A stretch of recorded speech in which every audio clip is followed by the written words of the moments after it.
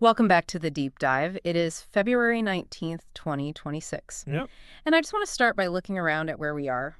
The digital landscape today, the energy is just different than it was even 2 years ago, isn't it? It certainly is. I mean, if you look at the delta between 5 years ago and today, the barrier to entry hasn't just lowered. Yeah. It is, effectively collapsed. The gatekeepers are gone. Which is a double-edged sword, right? Right. Because low barriers usually mean high noise. And that brings us to the stack of research we're unpacking today. We're looking at this guide on the 2026 digital economy. Yeah. And honestly, the opening premise is, well, a bit stark. It basically grabs you by the shoulders and says, look, if you have a phone and you have the internet, you are officially out of excuses. It's a tough love approach, but I mean, looking at the data, it's accurate. The core philosophy here isn't about working harder. Right, we've heard that. We've all heard that. The hustle culture of the early 20s. 2026 is about working smarter online. The source material makes a really compelling point that there has never been a better time in human history to generate an income from your bedroom. Which, to be fair, sounds like an infomercial pitch. It does. My skepticism radar usually goes off immediately when I hear income from your bedroom. Of course. But what I appreciate about this deep dive is that the sources explicitly filter out the noise. We aren't talking about get-rich-quick schemes. No, there's a distinct lack of that buy my crypto coin energy here. Right, and that's why I like this material. It's grounded in mechanics, not magic. Exactly. It presents opportunities, but it frames them as requiring actual consistency. It's all about leverage. Leverage. In the industrial age, leverage was labor hiring people. In 2026, leverage is code and media. You use the internet to multiply your effort. So our mission today is to navigate these 10 distinct paths. But to keep our heads from spinning, because 10 is a lot, we've grouped them into 3 logical styles of work. We've got the attention economy, the asset builders, and the service economy. I think that's the best way to tackle this. It helps you see where your own personality might fit. Some people are performers, some are builders, who like to tinker in the background. And some are teachers or helpers. Precisely. Okay, let's unpack this first bucket, the attention economy. This is all about monetizing content and influence. And the first path here is short-form content creation. Now, I have to assume this creates a knee-jerk reaction for a lot of people. Oh, for sure. They hear content creator and think, I don't want to be famous. I don't want to dance on camera. Exactly. That's the 2020 mindset. But here's where it gets really interesting in the 2026 context. The source explicitly highlights the faceless opportunity. Faceless. You don't actually need to show your face to win anymore. In fact, for certain niches, not showing your face is an advantage. Okay, unpack that for me. Why would hiding your identity be an advantage? Because it makes the content about the information, not the personality.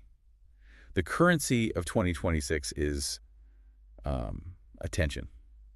If you can capture attention, you can monetize it. It doesn't matter who you are. It doesn't matter if that attention is on your face or on a cleverly edited video about space or history or finance. The examples in the research are fascinating. Things like AI-assisted storytelling videos, motivational clips, deep dives into specific historical events. Yeah, that whole genre of satisfying videos or educational nuggets that are completely anonymous. And the technology now makes this so accessible. Incredibly, you can use AI to help script, visualize, and edit. We have tools that generate B-roll from text prompts. So the barrier of, I don't have a camera crew or I don't have good lighting. It's gone. It's gone. The platforms, YouTube, TikTok, Instagram, they're paying for retention. They need content to keep people on the platform. If you provide the retention, they provide the check. It's basically arbitrage. You're trading creativity for attention, and the platforms trade that attention for ad dollars. That's the game. Okay, let's move to the second path in this bucket, which is affiliate marketing. Ah, a classic. But the approach has evolved so much. It used to be very spammy. Right. The mechanism is simple. You recommend products, say on Amazon, you earn a commission. But I feel like most people do this wrong. They do. The expert analysis in our source material points out a critical failure point for beginners. Beginners play the volume game. They just spam links. They think if they paste a link in enough comment sections, they'll get rich. Which never works. It never works. The real insight here is that affiliate marketing works best when it's paired with context. It requires trust. Trust equals income. That's the equation the source keeps coming back to. Precisely. If you just post a link, nobody cares. But if you do a YouTube review, a detailed blog post explaining why a specific microphone is good for podcasting. Or why this specific chair fixed your back pain. Yes. You're providing value. You're helping someone make a decision. That is where the transaction happens. So it's less about selling and more about curating. That's the perfect word. In a world of infinite choice, the curator is king. Right. People are paralyzed by options. If you can be the person who says, ignore those 50 options, buy this one, and here's why, you're providing a service. You're saving them time. And mental energy. Now, the third path in the attention economy is one people have been trying to kill off for a decade, but it just refuses to die. The niche newsletter. I love this one. Everyone says email is dead, yet everyone checks their email first thing in the morning. Guilty. The source argues it's stronger than ever. And the reason is distinct.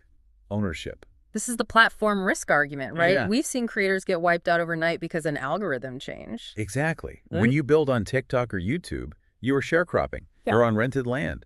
If the algorithm changes or the platform gets banned, your business can evaporate. But with email. You have a direct line. You own the list. Mm-hmm. No algorithm stands between you and your audience. And the strategy here is not to be the New York Times. It's not about general news. No, it's about going niche. The sources suggest topics like specific tech sectors, AI developments, sustainable gardening, you name it. It's that loyal 1,000 concept. Yes. You don't need millions of subscribers. Yeah. You need a small, dedicated group that trusts your judgment. If you have 2,000 people who religiously read your analysis on, say, 3D printing trends, you can monetize that. Through sponsorships or paid subscriptions. Very effectively. It's high signal, low noise. I love that. It takes the pressure off needing to go viral and puts the focus on being valuable to a small group of people. It feels much more sustainable. Yeah. And it creates a moat. A viral video is a flash in the pan. A newsletter subscriber is a relationship. A relationship you can carry with you for years. Exactly. Okay, let's shift gears to our second theme. We're calling this group the asset builders. Hmm? This is for the person who wants to do the work once and sell it forever. This is the holy grail for a lot of people. Decoupling your time from your income. Stopping that trading hours for dollars cycle. Right. So the first path here is selling digital products. And the economic appeal is just so obvious. Zero marginal cost. That's the technical term, yeah. If you sell a physical chair, you have to build, store, and ship a chair every single time. Your costs go up with sales. Right. But if you sell a digital product, you build it once. The cost to sell the first copy is high year time, but the cost to sell the millionth copy is, well, zero. And the examples here are super practical. We aren't talking about building complex software. No, not at all. We're talking about Notion templates, ebooks, Canva templates, resume designs, study guides. Things that solve a specific painful problem. A student doesn't want to spend 10 hours organizing their semester notes. They just want a template that does it for them. You're selling a shortcut. Exactly. And platforms like Gumroad and Etsy, they just handle the transaction, no shipping, no inventory. It's just skill plus internet. But is the market saturated? I feel like everyone and their brother is selling a Notion template these days.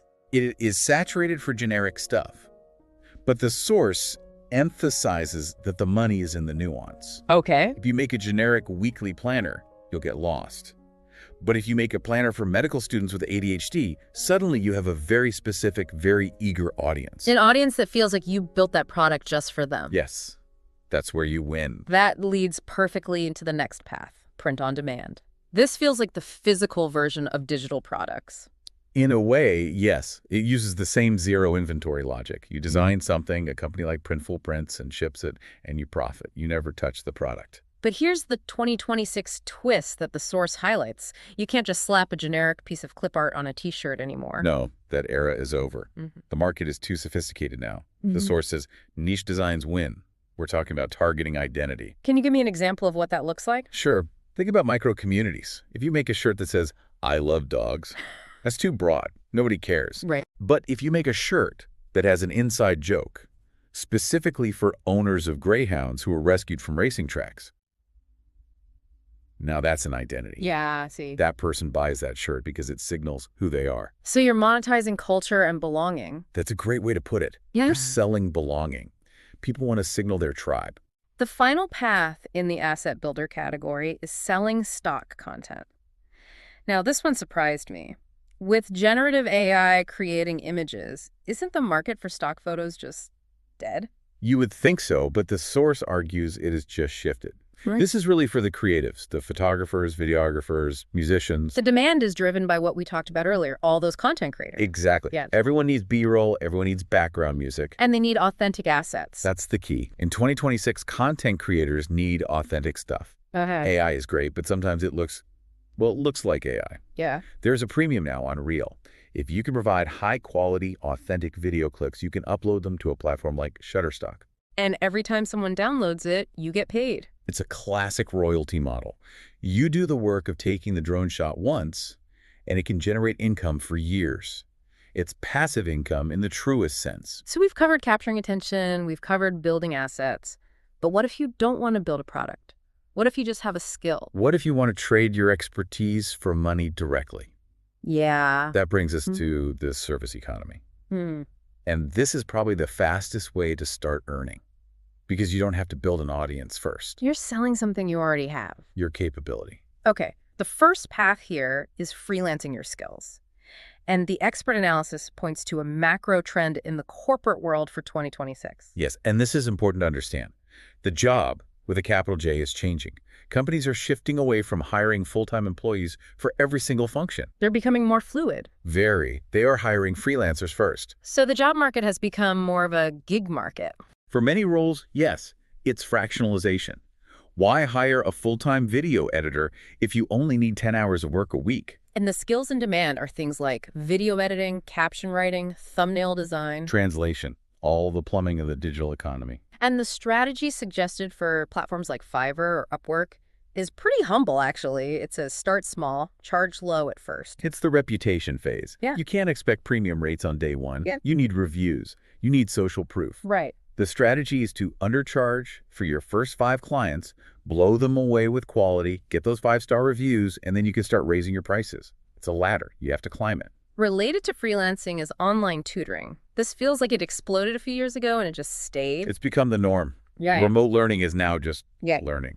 But notice the subjects. It's not just academic stuff like math and English. Yeah, those are huge. But it's also coding, graphic design, specific software skills. And platforms like Preply and Cambly are connecting teachers to global students. If you speak English natively, that alone is a marketable skill on a global scale. That's a huge asset that a lot of people probably take for granted. Millions of people are willing to pay just to have a conversation with you, to practice their conversational skills. So your knowledge, even knowledge you think is basic, is an asset. It is. And remember, you don't need a PhD. You just need to be one step ahead of the person you're teaching. Right. You don't need to be Einstein to teach high school physics. Exactly. Now, this next one is one of my favorites because it sounds futuristic, but it's actually so practical. AI automation services. This is arguably the highest value skill on this entire list for 2026. This is where the money is right now. And the premise is simple. Small businesses know they should be using AI. They hear about it constantly, but they have no idea how. None. The local bakery, the real estate agent, the dentist, they're busy running their business. They don't have time to figure out how to chain ChatGPT to their email system. But they don't know what an API key is. So the service is setting up chatbots, content automation, email funnels for them. You're the bridge. You could go to a real estate agent and say, I can build you a system that automatically replies to leads, qualifies them, and books an appointment on your calendar. And that is worth thousands of dollars to that agent. It directly drives revenue. And the key takeaway here is huge. You don't need to build the AI. You don't need to be a coder. No, you are the operator. You're using no-code tools to glue things together. AI literacy is income. That's the quote. Being the person who knows how to connect the tools is a 6-figure skill. Is. And finally, rounding out the service economy, we have remote customer support. Which, the research candidly notes, isn't glamorous. No, it's not going to make you a millionaire. It's not flashy. But it is stable. And stability has value. Despite all the AI chatbots, companies still need humans for complex problems, for empathy. And a lot of companies just hire directly through their websites. Yeah, if you have good communication, stable internet, and basic computer skills, this is a very accessible entry point.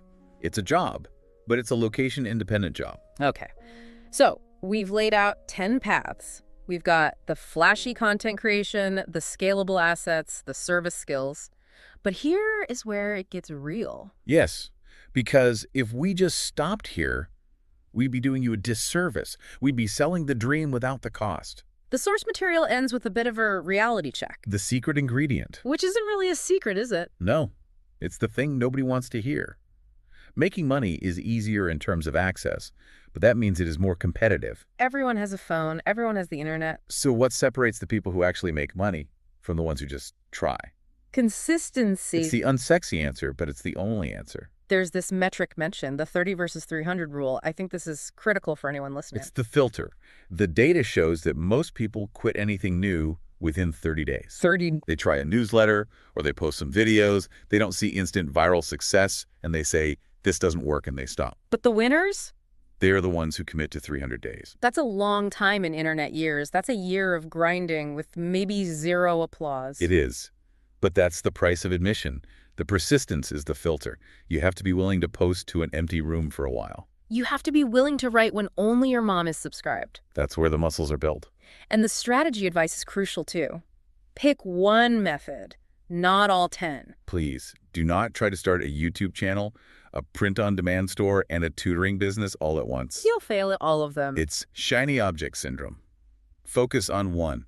Get good enough to be undeniable. It's about focus. And reframing your relationship with your device. This was the final punchline from the source that really stuck with me. It changes how I look at my phone now. It's so true. It argues your phone is not just for scrolling, it is a business tool. Think about it. We carry these supercomputers in our pockets devices, more powerful than what NASA used to go to the moon.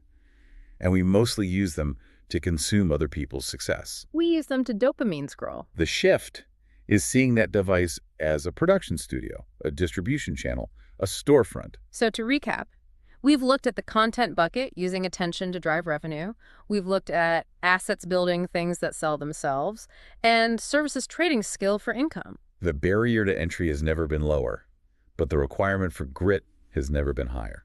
And here is the thought we want to leave you with today. It's a bit provocative, but I think it's worth chewing on. If the phone in your pocket is truly a business tool capable of generating income, then every hour you spend purely consuming content, scrolling, watching, reading without applying is effectively a cost. You are paying with your time. the question is, are you paying with your time or are you getting paid for your creativity? That's the choice. Consumer or creator. That's it for this deep dive into the 2026 digital economy. Pick your one thing, start today, and we'll see you next time.